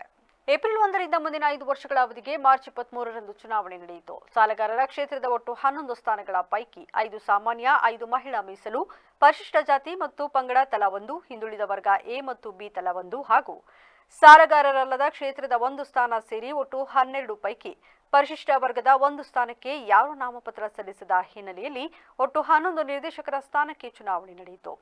ಒಟ್ಟು 11 ಸ್ಥಾನದ ಪೈಕಿ ಜೆಡಿಎಸ್ ಬೆಂಬಲಿತರು 6, ಬಿಜೆಪಿ ಬೆಂಬಲಿತರು 5 ಸ್ಥಾನಗಳಲ್ಲಿ ಗೆಲುವು ದಾಖಲಿಸುವ ಮೂಲಕ ಜೆಡಿಎಸ್ ಸ್ಪಷ್ಟ ಬಹುಮತ ಪಡೆಯುವ ಮೂಲಕ ಸಂಘವನ್ನು ತನ್ನ ಮುಷ್ಟಿಯಲ್ಲಿ ಹಿಡಿಯುವಲ್ಲಿ ಸಫಲವಾಗಿದೆ. ಚುನಾವಣೆಯಲ್ಲಿ ಬೋನಹಳ್ಳಿ, ಸಂಕಿನಹಳ್ಳಿ, ಬಿಟಿಕೊಪ್ಪಲು, ಕಾಟಿಹಳ್ಳಿ ಕೊಪ್ಪಲು, ಸತಿಮಂಗಲ, ವರಲಿಕೊಪ್ಪಲು, ಗೇಕರವಳ್ಳಿ, ಕೆಂಚಟಹಳ್ಳಿ, ಲಕ್ಷ್ಮೀಸಾಗರ, ಗೌರಿಕೊಪ್ಪಲು ಕ್ಷೇತ್ರದ ಮತದಾರರು ತಮ್ಮ ಹಕ್ಕು ಚಲಾಯಿಸಿದರು. ಬೋನಹಳ್ಳಿ ಕೃಷಿ ಪತ್ತಿನ ಸಹಕಾರ ಸಂಘದ ಚುನಾವಣೆ ಈ ಗ್ರಾಮದಲ್ಲಿ ವಿಶೇಷವಾಗಿ ಚುನಾವಣೆಗಳಾದಂಥ ಸಂದರ್ಭದಲ್ಲಿ ಜೆಡಿಎಸ್ಗೆ ಹೆಚ್ಚಿನ ಬಹುಮತ ಬರ್ತಕ್ಕಂಥ ಸಂದರ್ಭ ಹೆಚ್ಚಿತ್ತು. ನಾವುಗಳು ಊರಿನಲ್ಲಿ ಭಿನ್ನಮತ ಬರಬಾರದು ಅನ್ನೋ ದೃಷ್ಟಿನಲ್ಲಿ ರಾಜಿ ಸಂಧಾನಕ್ಕೆ ರೆಡಿ ಇದ್ದು ನಾವು ಉಭಯ ಪಕ್ಷಗಳ ಜೊತೆ ಹೊಂದಾಣಿಕೆ ರಾಜಕಾರಣ ಮಾಡೋಣ, ನಾವುಗಳು ಸಮನಾಗಿ ಹಂಚಿಕೆ ಮಾಡಿಕೊಂಡು ಈ ಕೃಷಿ ಪತ್ತಿನ ಸಹಕಾರ ಸಂಘವನ್ನು ಉನ್ನತ ಮಟ್ಟಕ್ಕೆ ಮೇಲ್ದರ್ಜೆಗೆ ಏರಿಸೋಣ ಅಂತ ಪ್ರಯತ್ನ ಪಟ್ಟಿವಿ. ಹರೀಶು ಸಹಪಾಠಿಗಳೆಲ್ಲ ಸೇರಿ ಒಂದು 2-3 ಸಿಟ್ಟಿಂಗ್ ಮಾಡಿ ಅದನ್ನ ಧಿಕ್ಕರಿಸಿ ಚುನಾವಣೆಗೆ ಸಿದ್ಧರಾದರು. ಆ ಚುನಾವಣೆಯನ್ನು ಎದುರಿಸಲಿಕ್ಕೆ ನಾವು ಸಾಮೂಹಿಕವಾಗಿ ನಾಯಕತ್ವದಲ್ಲಿ ಕಾರ್ಯಕರ್ತ ಬಂಧುಗಳ ಜೊತೆ, ರೈತಾಪಿ ಬಂಧುಗಳ ಜೊತೆ ಚುನಾವಣೆಯನ್ನು ಎದುರಿಸಿದ್ವಿ. ರಾತ್ರೋರಾತ್ರಿ ಹಣದ ಅಬ್ಬರದಲ್ಲಿ ನಾವು ಮುಳುಗುವ ಸಾಧ್ಯತೆ ಹೆಚ್ಚು ಅನ್ನೋದು ನನ್ನಲ್ಲಿ ಕಂಡು ಬಂದಿತ್ತು. ಆದರೆ ಕಾರ್ಯಕರ್ತ ಬಂಧುಗಳು, ರೈತಾಪಿ ಬಂಧುಗಳು ಈ ಜೆಡಿಎಸ್ ಆಲೂರು ಸ್ಟೇಡಿಯಂ ಕ್ರಿಕೆಟರ್ಸ್ ವತಿಯಿಂದ ತಾಲೂಕು ಕ್ರೀಡಾಂಗಣದಲ್ಲಿ ಶ್ರೇಯಸ್ ಕಪ್ ಆಯೋಜಿಸಲಾಗಿತ್ತು. ಕ್ರೀಡಾಕೂಟಕ್ಕೆ ಸಂಸದ ಶ್ರೇಯಸ್ ಎಂ ಪಟೇಲ್ ಚಾಲನೆ ನೀಡಿ ಮಾತನಾಡಿ, ಕ್ರೀಡಾಕೂಟಕ್ಕೆ ಶ್ರೇಯಸ್ ಕಪ್ ಎಂಬ ಹೆಸರಿಡುವಷ್ಟು ನಾನು ದೊಡ್ಡವನಲ್ಲ. ಆದರೂ ನಿಮ್ಮ ಪ್ರೀತಿ ಅಭಿಮಾನಕ್ಕೆ ನಾನು ಆಭಾರಿಯಾಗಿದ್ದೇನೆ. ನಮ್ಮ ಸಾಧನೆ ಜಿಲ್ಲೆಯ ಜನತೆಗೆ ಇನ್ನೂ ಕೂಡ ಶೂನ್ಯ. ಮುಂದಿನ ದಿನಗಳಲ್ಲಿ ನಿಮ್ಮೆಲ್ಲರ ಸಹಕಾರ ಬೆಂಬಲದಿಂದ ಹಾಸನ ಜಿಲ್ಲೆಯ ಅಭಿವೃದ್ಧಿಗೆ ಶ್ರಮಿಸುತ್ತೇನೆ. ಅಲ್ಲದೆ ಕ್ರೀಡಾಂಗಣದಲ್ಲಿ ಹಲವಾರು ಮೂಲಭೂತ ಸೌಕರ್ಯಗಳ ಕೊರತೆ ಇರುವುದನ್ನು ನಮ್ಮ ತಾಲೂಕು ಗ್ಯಾರಂಟಿ ಯೋಜನೆಗಳ ಅಧ್ಯಕ್ಷರಾದ ಪೃಥ್ವಿ ಜಯರಾಮ್ ಅವರು ನನ್ನ ಗಮನಕ್ಕೆ ತಂದಿದ್ದು, ಕೂಡಲೇ ಅದನ್ನು ತುರ್ತಾಗಿ ಬಗೆಹರಿಸಿಕೊಡುವುದಾಗಿ ಭರವಸೆ ನೀಡಿದರು. ಕ್ರಿಕೆಟ್ ಪಂದ್ಯಾವಳಿಯನ್ನೇ ಮಾಡೋಣ. ಇನ್ನು ಜಿಲ್ಲಾ ಮಟ್ಟದ, ರಾಜ್ಯ ಮಟ್ಟದಲ್ಲಿ ಮಾಡುವಂಥ ಕೆಲಸವನ್ನು ನಾವೆಲ್ಲ ಸೇರಿ ಮಾಡೋಣ. ಪ್ರಾಯೋಜಕರ ಹಿಂದೆ ನಾವೆಂದೂ ನಾನಾಗಿರ್ಬೋದು, ಮುರಳಿಯಣ್ಣ ಆಗಿರ್ಬೋದು ಇರ್ತೀವಿ. ಯಾವುದೇ ರೀತಿ ಎದೆಗುಂದದ್ದು ಬೇಡ ಅಂತ ಹೇಳ್ತಾ, ಆಗಲೇ ಕಾರ್ಯಕ್ರಮ ತಡವಾಗಿದೆ, ಇನ್ನು ಫೈನಲ್ಸ್ ಆಗಿಲ್ಲ ಅನ್ಕೊತೀನಿ. ಫೈನಲ್ಗೆ ಎಲ್ಲ ಚಾನಲೇ ಕೊಡಲಿ ಅಂತ ಹೇಳ್ತಾ, ನನಗೂ ಸಹ ಇನ್ನೂ ಸುಮಾರು ಕಾರ್ಯಕ್ರಮಗಳಿದೆ ನಾನು ನೋಡಬೇಕಾಗಿದ್ದರಿಂದ ಕಾರ್ಯಕ್ರಮ ಕರೆಸಿ ಗೌರವಿಸಿ ಸನ್ಮಾನಿಸಿದಂತಹ ನೆಚ್ಚಿನ ನಮ್ಮ ಎಲ್ಲ ಆಯೋಜಕರಿಗೆ, ನನ್ನ ನೆಚ್ಚಿನ ಯುವಕ ಮಿತ್ರರಿಗೆ ತುಂಬ ನಮಸ್ಕಾರ ಕೊಡ್ತೀನಿ. ನಾಗರಿಕನ ಜವಾಬ್ದಾರಿ ಅಂತ ಹೇಳಿದ್ರೆ ಕಲೆ ಸಂಸ್ಕೃತಿಯನ್ನು, ಭಾರತೀಯ ಕಲೆ ಸಂಸ್ಕೃತಿಯನ್ನು ಉಳಿದಂಥ ಕೆಲಸ. ಅದು ಕ್ರಿಕೆಟ್ ಆಗಿರ್ಬೋದು, ನಾಟಕ ಆಗಿರ್ಬೋದು, ಕಬಡ್ಡಿ ಆಗಿರ್ಬೋದು, ವಾಲಿಬಾಲ್ ಆಗಿರ್ಬೋದು, ಯಾವುದನ್ನೇ ಆಗಲಿ ನಾವು ನಮ್ಮ ಮುಂದಿನ ಪೀಳಿಗೆಗಳಿಗೆ, ಈಗ ನಮಗೆಲ್ಲ ಆಗಲೇ 30, 35, 40 ವರ್ಷ ಆಗಿರೋರು, 18, 20 ವರ್ಷದ ಮಕ್ಕಳುಗಳಿಗೆ ನಾವು ತೋರಿಸ್ಕೊಡುವಂಥ ದಾರಿನೇ ಅದು ಕ್ರೀಡೆ. ಅದನ್ನು ಇವತ್ತು ಕ್ರಿಕೆಟ್ ಮುಖಾಂತರ ನೀವೆಲ್ಲ ಮಾಡ್ತಿದ್ದೀರಿ. ಖಂಡಿತವಾಗಿಯೂ ಇದು ಹೆಮ್ಮೆ ತರುವಂಥ ವಿಷಯ. ಅದರಲ್ಲೂ ನಾನು ಆಭಾರಿಯಾಗಿರಬೇಕು. ಯಾಕಂತ ಹೇಳಿದ್ರೆ ಶ್ರೇಯಸ್ ಕಪ್ ಅಂತ ನಮ್ಮ ಹೆಸರಿನಲ್ಲೇ ಇವಾಗ ತಾನೇ ನಮ್ಮ ಟೀಕರಾಜಣ್ಣ ಅವರು ಬಂದರು, ಅವ್ರಿಗೂ ಸಹ ಕಾರ್ಯಕ್ರಮಕ್ಕೆ ಸ್ವಾಗತವನ್ನು. ಕಾಂಗ್ರೆಸ್ ಮುಖಂಡ ಮುರಳಿ ಮೋಹನ್ ಮಾತನಾಡಿ, ಗ್ರಾಮೀಣ ಭಾಗದ ಯುವಕರಿಗೆ ಇಂತಹ ಕ್ರೀಡಾಕೂಟಗಳು ತುಂಬಾ ಉತ್ತೇಜನ ನೀಡುವುದಲ್ಲದೆ ಬೇರೆ ಬೇರೆಯ ಊರಿನ ಯುವಕರ ಜೊತೆ ಪ್ರೀತಿ ವಿಶ್ವಾಸದಿಂದ ಬೆರೆಯಲು ಸಹಕಾರ ಮಾಡುತ್ತದೆ. ಶ್ರೇಯಸ್ ಎಂಬ ಹೆಸರಲ್ಲೇ ಶ್ರೇಯಸ್ಸಿದ್ದು, ಯುವಕ ಮಿತ್ರರು ಮುಂದೆಯೂ ಕೂಡ ಅವರಿಗೆ ಇದೇ ರೀತಿ ಬೆಂಬಲ ಸಹಕಾರ ನೀಡಿ ಇನ್ನು ಹೆಚ್ಚಿನ ಅಭಿವೃದ್ಧಿ ಬೆಳವಣಿಗೆಗೆ ಕೆಲಸ ಮಾಡಲು ಸಹಕರಿಸಬೇಕು. ಯುವಕರು ಪಾಠದ ಜೊತೆಗೆ ಕ್ರೀಡೆ, ಕಲೆ, ಸಾಹಿತ್ಯ, ಸಾಂಸ್ಕೃತಿಕ ಚಟುವಟಿಕೆಗಳಲ್ಲಿ ಭಾಗವಹಿಸಬೇಕು ಎಂದರು. ಎಲ್ಲ ಯುವಕ ಮಿತ್ರರು ಕೂಡ ಬಹಳ ಚೆನ್ನಾಗಿ ಆರ್ಗನೈಸ್ ಮಾಡಿದಿರಿ. ಎಷ್ಟು ತಂಡ ಬಂದಿತ್ತು? 18 ತಂಡ ಎಲ್ಲ ಜಿಲ್ಲೆಯಿಂದನೇ 18 ತಂಡಗಳು ಬಂದು ಸಾಕಷ್ಟು ತಂಡ ಸೋತಿದ್ದಾವೆ, ಸಾಕಷ್ಟು ತಂಡ ಗೆದ್ದಿದ್ದಾವೆ.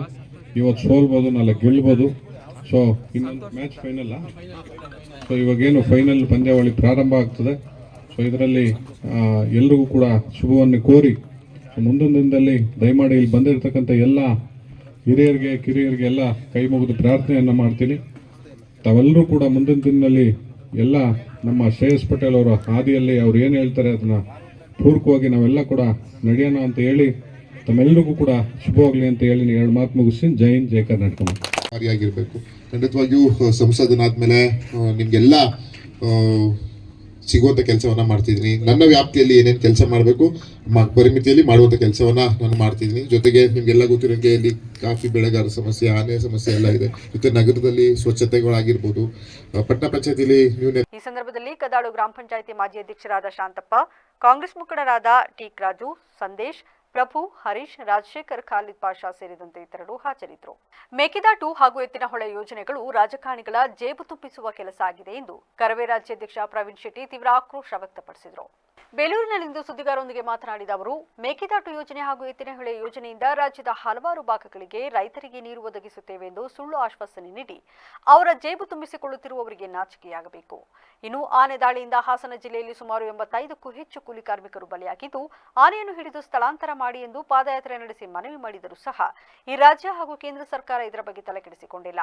ಇದರ ವಿರುದ್ಧ ಮತ್ತೆ ಉಗ್ರ ಪ್ರತಿಭಟನೆ ಮಾಡಲಾಗುತ್ತದೆ ಎಂದ ಅವರು, ಇನ್ನು ಸದನದಲ್ಲಿ ಜನಸಾಮಾನ್ಯರ ಕಷ್ಟಗಳಿಗೆ ಸ್ಪಂದಿಸದೆ ಪೆನ್ ಡ್ರೈವ್, ಹನಿ ಟ್ರ್ಯಾಪ್ಗಳ ಬಗ್ಗೆ ಚರ್ಚಿಸಿ ಕಾಲಹರಣ ಮಾಡುತ್ತಿದ್ದಾರೆ. ಇಲ್ಲಿಯ ಸಂಸದರಿಗೆ ಪ್ರಧಾನಿಯವರ ಹತ್ತಿರ ಚರ್ಚಿಸಲು ಇವರ ಕೈಯಲ್ಲಾಗುತ್ತಿಲ್ಲ. ಎಂಇಎಸ್ ಪುಂಡಾಟಿಕೆ ಹೆಚ್ಚಾಗಲು ಇಲ್ಲಿಯ ಸಚಿವರೇ ನೇರ ಕಾರಣ. ಮುಂದಿನ ದಿನಗಳಲ್ಲಿ ಅವರಿಗೆ ತಕ್ಕ ಉತ್ತರ ಹಾಗೂ ಪಾಠವನ್ನು ಕಲಿಸುತ್ತೇವೆ ಎಂದು ಎಚ್ಚರಿಕೆ ನೀಡಿದರು. ಒಟ್ಟಾರೆ ಸಹಸ್ರಾರು ಸಂಖ್ಯೆಯಲ್ಲಿ ಪಾದಯಾತ್ರೆಯನ್ನು ಪ್ರಾರಂಭ ಮಾಡುವುದರ ಮುಖಾಂತರ ಇವತ್ತು ಬಿಡದಿಯಲ್ಲಿ ಬಂದು ಇವತ್ತು ಬೆಳಗ್ಗೆ ಬಿಡದಿಯಿಂದ ಮತ್ತೆ ಪಾದಯಾತ್ರೆಯನ್ನು ವಿಧಾನಸೌಧ ತನಕ ಹೋಗ್ತಾ ಇದ್ದೀವಿ. ರಾಜ್ಯ ಸರ್ಕಾರಕ್ಕೆ ಉಪಮುಖ್ಯಮಂತ್ರಿಗಳು ಮತ್ತು ಮುಖ್ಯಮಂತ್ರಿಗಳು ಏನು ಮೇಕೆದಾಟಲ್ಲಿ ಸ್ನಾನ ಮಾಡಿ ಪೂಜೆ ಮಾಡಿ ಅಲ್ಲಿಂದ ವಾರಗಟ್ಟಲೆ ಪಾದಯಾತ್ರೆಯನ್ನು ಮಾಡಿ ಜನಜಾತ್ರೆಯನ್ನು ಮಾಡಿ ಅಧಿಕಾರಕ್ಕೆ ಬಂದಂಥ ಕಾಂಗ್ರೆಸ್ ಸರ್ಕಾರ ಇಲ್ಲೇ ತನಕ ಮೇಕೆದಾಟು ಯೋಜನೆ ಬಗ್ಗೆ ತಲೆಯನ್ನು ಕೆಡಿಸ್ಕೊಂಡಿಲ್ಲ. ಅವರ ಮಿತ್ರ ಪಕ್ಷ ಆದಂಥ DMK ಸ್ಟಾಲಿನ್ ಅವರ ಜೊತೆ ಮಾತಾಡ್ಬೋದಿತ್ತು, ಪ್ರಾರಂಭ ಮಾಡ್ಬೋದಿತ್ತು, ಬಜೆಟಲ್ಲಿ ಅಧಿವೇಶನದಲ್ಲಿ ಬಜೆಟನ್ನು ಇಡಬಹುದಿತ್ತು. ಆದರೆ ಯಾವುದೂ ಕೆಲಸವನ್ನು ಮಾಡದೆ ಬರೀ ಜನರನ್ನು ದಾರಿ ತಪ್ಪಿಸುವಂಥ ಕೆಲಸವನ್ನು ಮಾಡ್ತಾ ಇದ್ದಾರೆ. ಇನ್ನೊಂದು ಕಡೆ DK ಶಿವಕುಮಾರ್ ಅವರು ಕನ್ನಡ ಚಿತ್ರರಂಗದ ನೆಟ್ ಬೋಲ್ಟನ್ನು ಟೈಟ್ ಮಾಡ್ತೀವಿ ಅಂತ ಹೇಳಿದ್ದಾರೆ. ಹಿಂದೆನೂ ಸಹ ಅನೇಕ ಸಂದರ್ಭದಲ್ಲಿ ಕೆಲವು ಕಡೆ ನೆಟ್ ಬೋಲ್ಟ್ಗಳನ್ನ ಟೈಟ್ ಮಾಡಿರುವಂಥ ತಾಕತ್ತಿರುವಂಥವರು ಇನ್ನೂ ಸಹ ಮಾಡ್ಬೋದು. ಅನೇಕ ಜನರ ನೆಟ್ ಬೋಲ್ಟ್ಗಳನ್ನ ಟೈಟ್ ಮಾಡುವಂಥ ಶಕ್ತಿ ಇರುವಂಥವ್ರು. ಈ ಸಂದರ್ಭದಲ್ಲಿ ಕರವೇ ಜಿಲ್ಲಾಧ್ಯಕ್ಷ ಸತೀಶ್ ಪಟೇಲ್, ಬೇಲೂರು ತಾಲೂಕು ಅಧ್ಯಕ್ಷ VS ಭೋಜೇಗೌಡ, ಸಕಲೇಶಪುರ ತಾಲೂಕು ಅಧ್ಯಕ್ಷ ರಮೇಶ್ ಪೂಜಾರಿ, ಉಪಾಧ್ಯಕ್ಷ ವೆಂಕಟೇಶ್ ಗೌಡ, ಪ್ರಧಾನ ಕಾರ್ಯದರ್ಶಿ ಜಯಪ್ರಕಾಶ್ ಸೇರಿದಂತೆ ಇತರರು ಹಾಜರಿದ್ದರು. ಮಹಿಳೆಯರು ತಮ್ಮ ಸ್ವಾರ್ಥ ಸಾಧನೆಯನ್ನ ಬಿಟ್ಟು ಮುನ್ನಡೆದಾಗ ಯಶಸ್ಸು ತಮ್ಮದಾಗುತ್ತದೆ ಎಂದು ತಹಶೀಲ್ದಾರ್ ಮಮತಾ ಹೇಳಿದರು. ಅಖಿಲ ಭಾರತ ವೀರಶೈವ ಮಹಿಳಾ ಸಂಘದ ವತಿಯಿಂದ ವಚನ ವೈಭವ ಹಾಗೂ ಮಹಿಳಾ ದಿನಾಚರಣೆ ಅಂಗವಾಗಿ ಅಭಿನಂದನೆ ಸ್ವೀಕರಿಸಿ ಮಾತನಾಡಿದ ಅವರು, ಇತ್ತೀಚಿನ ದಿನಗಳಲ್ಲಿ ಹೆಣ್ಣಿಗೆ ಹೆಣ್ಣೆ ಶತ್ರು ನಾಣ್ಣುಡಿಯಂತೆ ಎಂದಿಗೂ ಸಹ ಮಹಿಳೆಯರು ಉತ್ತಮ ಸಾಧನೆ ಮಾಡುವ ಸಂದರ್ಭದಲ್ಲಿ ಅವರಿಗೆ ಪ್ರೋತ್ಸಾಹ ನೀಡಬೇಕು. ಅದು ಬಿಟ್ಟು ಅವರನ್ನು ತುಳಿಯುವ ಕೆಲಸ ಮಾಡಬಾರದು. ಇತ್ತೀಚಿನ ದಿನಗಳಲ್ಲಿ ಪುರುಷರಷ್ಟೇ ಸಮಾನಳು ಎಂಬುದು ತಪ್ಪು ಕಲ್ಪನೆ. ಒಬ್ಬ ಮಹಿಳೆಯ ಹಿಂದೆ ಎಲ್ಲಾ ರೀತಿಯ ಸಹಕಾರ, ಧೈರ್ಯ ತುಂಬುವ ಕೆಲಸವನ್ನ ಪುರುಷರು ಮಾಡಿರುತ್ತಾರೆ ಎಂಬುದನ್ನ ಮರೆಯಬಾರದು. ಇತ್ತೀಚಿನ ದಿನಗಳಲ್ಲಿ ಮಹಿಳೆಯರಿಗೆ ಉತ್ತಮ ಅವಕಾಶ ವೇದಿಕೆ ಇದೆ. ಅದನ್ನು ಸರಿಯಾಗಿ ಬಳಸಿಕೊಳ್ಳಬೇಕು. ನಮ್ಮನ್ನು ನಾವು ಮೊದಲು ಗೌರವಿಸುವ ಕೆಲಸ ಮಾಡಬೇಕಿದೆ ಎಂದರು. ಹಲವಾರು ಸಂಘಗಳು ನನಗೆ ಕಾಲ್ ಮಾಡಿ, ನಾನು ಹೇಳೋದು ಇಷ್ಟೇ, ಎಲ್ಲ ಮಹಿಳೆಯರು ಅಂತ ಹೇಳಿದ್ರೆ ಮಹಿಳೆ ಅಂದ್ರೇನೆ ವಿಶೇಷ, ಆ ಪದನೇ ವಿಶೇಷವಾಗಿರುತ್ತೆ. ಈಗ ನಾವು ಅದಕ್ಕೆ ಒಬ್ಬೊಬ್ಬರದ್ದು ಒಂದೊಂದು ಇದನ್ನ ನೋಡ್ತಾ ಹೋದಾಗ ಯಾವ್ಯಾವ ಕ್ಷೇತ್ರದಲ್ಲಿ ಸಾಧನೆ ಮಾಡಿದ್ದಾರೆ, ಬರೀ ಕ್ಷೇತ್ರ ಅಂತ ಅನ್ನೋದಲ್ಲ, ನಾವು ಅವ್ರ ಕುಟುಂಬಗಳಲ್ಲಿರುವಂತಹ ಸಮಸ್ಯೆಗಳಿಂದ ಹೊರಗಡೆ ಬಂದು ಅವ್ರದ್ದೇ ಆದಂತಹ ಒಂದು ಜೀವನ ಮಾಡಿಕೊಂಡು ಅವ್ರನ್ನ ಆ ವ್ಯಕ್ತಿಯಾಗಿ ಅವರು ಗುರುತಿಸ್ಕೊಳ್ಳೋದೇ ಒಂದು ಸಾಧನೆ. ಅದನ್ನ ಎಷ್ಟೊಂದು ಜನ ಮಹಿಳೆಯರು ಮಾಡಿರ್ತಾರೆ. ಪ್ರತಿಯೊಂದು ಕುಟುಂಬದಲ್ಲೂ ಅಂತ ಮಹಿಳೆಯರು ಇದ್ದೇ ಇರ್ತಾರೆ. ಆದರೆ ನಾವು ಯಾರು ಕೂಡ ಅವ್ರನ್ನ ಗುರುತಿಸೋದಿಲ್ಲ, ಅವ್ರನ್ನ ಸಾಧನೆ ಅಂತ ನಾವು ಹೇಳೋದಿಲ್ಲ. ಈಗ ನಾವು ಹೇಳಿದ್ವಿ, ಮಮತಾ ಅವರು ರೈತ ಮಹಿಳೆ, ನಂಗೆ ತುಂಬ ಅಂದರೆ ತುಂಬ ಖುಷಿ ಆಗ್ತಿದೆ ಅವ್ರ ಹೆಸರು ಹೇಳೋದಕ್ಕೆ. ಅದು ನನ್ನ ಹೆಸರು ಇಟ್ಕೊಂಡಿದ್ದಾರೆ, ಅವ್ರು ಇಟ್ಕೊಂಡಿದ್ದಾರೆ, ನಾವು ಇಟ್ಕೊಂಡಿದ್ದೇವೆ. ಸೊ ನನ್ನ ಹೆಸರೆಲ್ಲ ಇನ್ನೊಬ್ಬ ರೈತ ಮಹಿಳೆ ಇದ್ದಾರೆ, ತುಂಬ ಅವ್ರ ಬಗ್ಗೆ ಹೆಮ್ಮೆ ಅನಿಸುತ್ತೆ. ಸೊ ನಾನು ಅನ್ಕೋತಾ ಇದ್ದೆ, ನಾವಿಷ್ಟು ರಾಷ್ಟ್ರೀಯ ಹಬ್ಬ ಮಾಡಿದ್ವಿ, ಇಂಥ ರೈತ ಮಹಿಳೆನ ನಾವು ಗುರುತಿಸೋಕೆ ಆಗಲೇ ಇಲ್ಲ ಅಂತ ಹೇಳಿ ನನಗೆ ಅದ್ರ ಬಗ್ಗೆ ವಿಷಾದ ಇದೆ ಮೇಡಮ್. ನಾವು ಇನ್ನೊಂದು ಕಾರ್ಯಕ್ರಮದಲ್ಲಿ ಮೊದಲನೇ ಆದ್ಯತೆ ಕೊಟ್ಟು ನಿಮ್ಮನ್ನ ತಾಲೂಕು ಆಡಳಿತದಿಂದ ಗುರುತಿಸ್ತೀವಿ. ಇಲ್ಲಿವರೆಗೂ 2 ವರ್ಷದಲ್ಲಿ ಗುರುತಿಸಿಲ್ಲ, ನನಗೆ ಮಾಹಿತಿ ಕೊರತೆಯಿಂದ ಗುರುತಿಸಿಲ್ಲ ಅಂತ. ನಂತರ ಮಾತನಾಡಿದ ವೀರಶೈವ ಮಹಿಳಾ ಘಟಕದ ಅಧ್ಯಕ್ಷೆ ವಿಂಪು ಸಂತೋಷ್ ಮಾತನಾಡಿ, ಮಹಿಳೆಯರು ಸ್ವಾವಲಂಬಿಗಳಾಗಿ ಬದುಕುವ ಕೆಲಸಕ್ಕೆ ಮುಂದಾಗಬೇಕು. ಅಲ್ಲದೆ ಕೇವಲ ಮಹಿಳಾ ದಿನಾಚರಣೆಯನ್ನು ನಾವುಗಳು ಆಡಂಬರವಾಗಿ ಆಚರಿಸದೆ ಅರ್ಥಪೂರ್ಣವಾಗಿ ನೊಂದವರ ಪಾಲಿಗೆ ಬೆಳಕಾಗುವ ಮೂಲಕ ಅವರಿಗೆ ನೆರವಾಗಬೇಕು. ಮುಂದಿನ ದಿನಗಳಲ್ಲಿ ನಮ್ಮ ಸಮಾಜದ ವತಿಯಿಂದ ಪ್ರತಿ ಗ್ರಾಮೀಣ ಭಾಗಗಳಲ್ಲಿ ವಿಶೇಷ ಕಾರ್ಯಕ್ರಮ ಆಯೋಜಿಸುವ ಕಾರ್ಯಕ್ಕೆ ಚಾಲನೆ ನೀಡಲಾಗುವುದು ಎಂದರು. ಈ ಸಂದರ್ಭದಲ್ಲಿ ಮಹಿಳಾ ವೀರಶೈವ ಲಿಂಗಾಯತ ಮಹಾಸಭಾ ರಾಷ್ಟ್ರೀಯ ಉಪಾಧ್ಯಕ್ಷೆ ಚಂದ್ರಕಲಾ, ವೀರಶೈವ ಲಿಂಗಾಯತ ಮಹಾಸಭಾಧ್ಯಕ್ಷೆ ಬಸವರಾಜ್, ಕಾರ್ಯದರ್ಶಿ ವಿಜಯ ಧರ್ಮಪ್ಪ, ನಿಲಂಕಿ ಮಹಿಳಾ ಸಂಘದ ಅಧ್ಯಕ್ಷೆ ಪುಷ್ಪಾ ಸೇರಿದಂತೆ ಇತರರು ಹಾಜರಿದ್ದರು. ನರಸೀಪುರ ಪುರಸಭೆಯ 2025-26ನೇ ಸಾಲಿನ ಆಯವ್ಯಯ ಮಂಡನೆಯ ಸಾರ್ವಜನಿಕ ಪೂರ್ವಭಾವಿ ಸಭೆಯಲ್ಲಿ ಪುರಸಭೆ ಇಂಜಿನಿಯರ್ ವಿರುದ್ಧ ಸಾರ್ವಜನಿಕರು ಆಕ್ರೋಶ ವ್ಯಕ್ತಪಡಿಸಿದರು. ನರಸೀಪುರ ಪಟ್ಟಣದ ಸ್ತ್ರೀಶಕ್ತಿ ಭವನದಲ್ಲಿ ಆಯೋಜಿಸಿದ್ದ ಪೂರ್ವಭಾವಿ ಸಭೆಯಲ್ಲಿ ಇಂಜಿನಿಯರ್ ವಿರುದ್ಧ ಹಾಜರಿದ್ದ ಬೆರಳೆಣಿಕೆಯಷ್ಟು ಸಾರ್ವಜನಿಕರು ತೀವ್ರ ಆಕ್ಷೇಪ ವ್ಯಕ್ತಪಡಿಸಿದರು.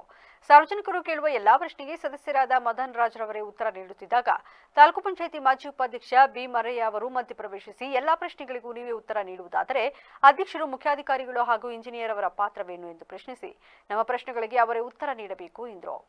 ನೀವು ಪಶ್ಚಿಮಕ್ಕೆ ಹೆಂಗ್ ತಗೊಂಡೋದ್ರಿ? ನೀರು ಭಗವಂತ ಆರ್ಟಿಸಿಂದ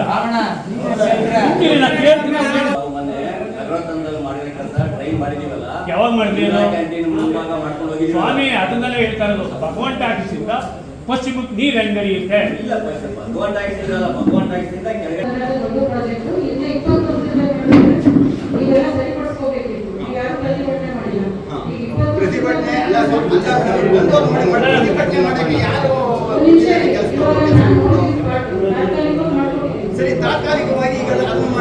ಏನ್ ನಡೆದಿದೆ ಸಭೆ ಮಾಡಿದಾಗ ಏನೇನು ಅಜೆಂಡಾದಲ್ಲಿ ಮಾತಾಡಿದ್ರಿ, ಅದರಲ್ಲಿ ಎಷ್ಟು ಕೆಲಸಗಳಾಗಿದ್ದು ಅಂತ ಕೇಳವ್ರೆ.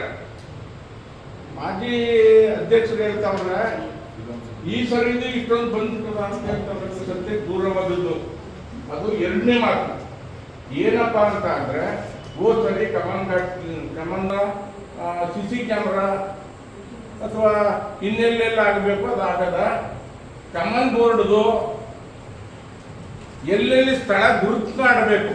ಈಗ ಕೆಳಗುಂಡಿ ಹತ್ರ ಸಭೆಯಲ್ಲಿ ಪುರಸಭೆ ಅಧ್ಯಕ್ಷರಾದ ವಸಂತ ಶ್ರೀಕಂಠ, ಸದಸ್ಯರುಗಳಾದ ತುಂಬಲ ಪ್ರಕಾಶ್, ಮೆಡಿಕಲ್ ನಾಗರಾಜ್, ಕಿರಣ್, ರೂಪಾ ಪರಮೇಶ್, ಸಿದ್ದು, ಬಾದಾಮಿ ಮಂಜು ಸೇರಿದಂತೆ ಇತರರು ಹಾಜರಿದ್ದರು.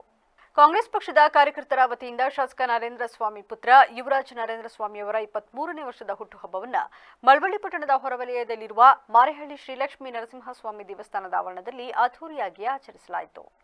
ಮಾರೇಹಳ್ಳಿ ಶ್ರೀ ಲಕ್ಷ್ಮೀ ನರಸಿಂಹಸ್ವಾಮಿ ದೇವಸ್ಥಾನಕ್ಕೆ ಯುವರಾಜ್ ನರೇಂದ್ರ ಸ್ವಾಮಿ ಹಾಗೂ ಕಾಂಗ್ರೆಸ್ ಮುಖಂಡರು ಕಾರ್ಯಕರ್ತರು ತೆರಳಿ ಪೂಜೆ ಸಲ್ಲಿಸಿದರು. ಬಳಿಕ ದೇವಸ್ಥಾನದ ಆವರಣದಲ್ಲಿ ಯುವರಾಜ್ ನರೇಂದ್ರ ಸ್ವಾಮಿ ಅವರು ಕೇಕ್ ಕತ್ತರಿಸಿದರು. ಈ ವೇಳೆ ಬ್ಲಾಕ್ ಕಾಂಗ್ರೆಸ್ ಅಧ್ಯಕ್ಷ ದೊಡ್ಡಯ್ಯ ಮಾತನಾಡಿ, ಭವಿಷ್ಯದ ನಾಯಕ ಯುವರಾಜ್ ರವರ ಉಜ್ವಲವಾಗಲಿ, ದೇವರು ಆಯಸ್ಸು, ಆರೋಗ್ಯ, ಐಶ್ವರ್ಯ ಲಭಿಸಲಿ ಎಂದರು. ನಮ್ಮ ನರೇಂದ್ರ ಸ್ವಾಮಿಯವರ ಪುತ್ರರಾದ ಯುವರಾಜರವರ ಒಂದು 22ನೇ ವರ್ಷದ ಜನ್ಮದಿನವನ್ನು ಇವತ್ತು ಶ್ರೀ ಮಾರೇಹಳ್ಳಿ ಲಕ್ಷ್ಮೀ ನರಸಿಂಹಸ್ವಾಮಿ ದೇವಸ್ಥಾನದಲ್ಲಿ ಆಚರಣೆ ಮಾಡಿಕೊಂಡ್ರು. ಈ ಸಂದರ್ಭಕ್ಕೆ ಎಲ್ಲ ನಮ್ಮ ಪಕ್ಷದ ಕಾರ್ಯಕರ್ತರು, ಹಿರಿಯ ಮುಖಂಡರುಗಳು, ಎಲ್ಲರೂ ಅಭಿಮಾನಿಗಳು ಎಲ್ಲರೂ ಸಹ ಇವತ್ತು ಬಂದು ಅವರನ್ನು ಆಶೀರ್ವದಿಸಿ ಅಭಿನಂದಿಸಿದ್ದಾರೆ. ಅವರೆಲ್ಲರಿಗೂ ಸಹ ನಾನು ಈ ಸಂದರ್ಭದಲ್ಲಿ ಧನ್ಯವಾದಗಳನ್ನು ಅರ್ಪಿಸ್ತೇನೆ. ಅವರು ಭವಿಷ್ಯದ ನಾಯಕರು ಯುವರಾಜರವರು. ಅವರಿಗೆ ದೇವರು ಇನ್ನೂ ಹೆಚ್ಚಿನ ಆಯಸ್ಸು, ಆರೋಗ್ಯ, ಒಳ್ಳೆ ಅಂತಸ್ತನ್ನು ಕಲ್ಪಿಸಲಿ ಅಂತ ನಾನು ಶ್ರೀ ಲಕ್ಷ್ಮೀ ನರಸಿಂಹಸ್ವಾಮಿ ದೇವರಲ್ಲಿ ನಾನು ಪ್ರಾರ್ಥನೆ ಮಾಡ್ಕೊಂಡು ನನ್ನ ಮಾತನ್ನು ಮುಗಿಸ್ತೀನಿ. ಈ ವೇಳೆ ಬ್ಲಾಕ್ ಕಾಂಗ್ರೆಸ್ ಅಧ್ಯಕ್ಷ ದೊಡ್ಡಯ್ಯ, ಸಿಪಿ ರಾಜು, ಮನ್ಮೂಲ್ ನಿರ್ದೇಶಕ ವಿಶ್ವಾಸ್, ಕೃಷ್ಣೇಗೌಡ, ಜಿಲ್ಲಾ ಪಂಚಾಯಿತಿ ಮಾಜಿ ಸದಸ್ಯೆ ಸಂಜಾತಾ ಪುಟ್ಟು, ತಾಲೂಕು ಪಂಚಾಯಿತಿ ಮಾಜಿ ಅಧ್ಯಕ್ಷ ಪುಟ್ಟಸ್ವಾಮಿ, ವಕೀಲರ ಸಂಘದ ಅಧ್ಯಕ್ಷ ಸುಂದರ್ ಸೇರಿದಂತೆ ಹಲವರು ಉಪಸ್ಥಿತರಿದ್ದರು. ಈಗ ಮತ್ತೊಮ್ಮೆ ಹೆಡ್ಲೈನ್ಸ್. ರಾಜ್ಯದಲ್ಲಿ ಹನಿ ಟ್ರ್ಯಾಪ್ ಸಂಚಲನ. ಹನಿ ಟ್ರ್ಯಾಪ್ ವಿಚಾರಕ್ಕೆ ಕೈ ಮುಗಿದ ಇಂಧನ ಸಚಿವ, ನನ್ನನ್ನು ಕ್ಷಮಿಸಿ, ಯಾರು ಹೇಳಿದ್ರು ಅವರನ್ನೇ ಕೇಳಿ ಎಂದ ಕೆಜೆ ಜಾರ್ಜ್. ಒಳ ಮೀಸಲಾತಿ ಜಾರಿಗೆ ಸರ್ಕಾರ ಬದ್ಧ. ಸಭೆಯಲ್ಲಿ ಪ್ರಸ್ತಾವನೆ ಸಲ್ಲಿಕೆಗೆ ಸಿಎಂ ಸೂಚನೆ. ಸಚಿವ ಎಚ್ಸಿ ಮಹದೇವಪ್ಪ ಮಾಹಿತಿ. 18 ಶಾಸಕರ ಅಮಾನತು ವಿಚಾರದ ಬಗ್ಗೆ ಸ್ಪೀಕರ್ ಪ್ರತಿಕ್ರಿಯೆ. ದುಂಡಾವರ್ತನೆ ಮುಂದುವರಿಸಿದರೆ ಕಠಿಣ ಕ್ರಮ. ಸಭಾಪತಿ ಯುಟಿ ಖಾದರ್ ಎಚ್ಚರಿಕೆ. ಇದಾಗಿತ್ತು ಇಲ್ಲಿವರೆಗಿನ ನ್ಯೂಸ್ ಅಪ್ಡೇಟ್ಸ್. ನಿರಂತರ ಸುದ್ದಿಗಾಗಿ ನೋಡ್ತಾ ಇರಿ BBC ನ್ಯೂಸ್. ಇದು ಜನರ ಧ್ವನಿ. ಸತ್ಯದ ಕಡೆ ನಮ್ಮ ನಡೆ.